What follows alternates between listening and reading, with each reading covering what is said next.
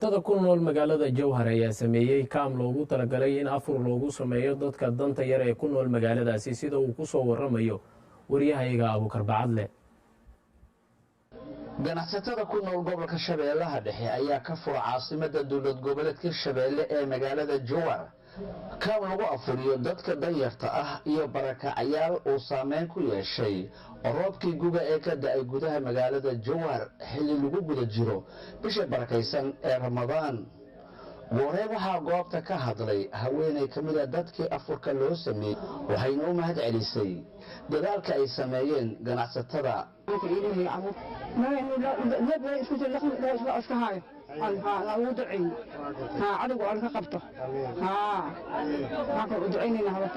Cabdi Xiiri Caraale oo ka mid ah ganacsatada gobolka Shabeellaha Dhexe ayaa ugu baaqay cid kasta oo wax u tari karta in ay ka qayb qaataan afurinta walaalahooda Soomaan.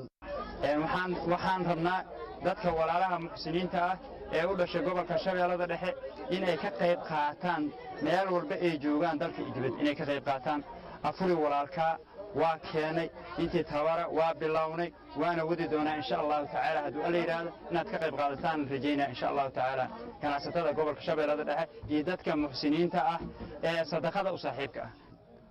ugu dambeyntii waxaa goobta ka hadlay Aidid Maxamed Cabdulle oo ah gudoomiyaha rugta ganacsiga iyo warshadaha gobolka Shabeellaha Dhexe.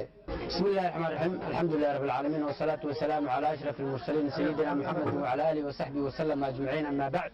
Ilaahay ayaa mahadle oo maanta noo suuro geliyay inaan qaybtii ugu horeysay bulsho deegaan xaafadda Badda Cas ee degmada Jowhar hanti wadaag inaan ku afurino qoysaskii ugu horeeyay dadka danyarta ah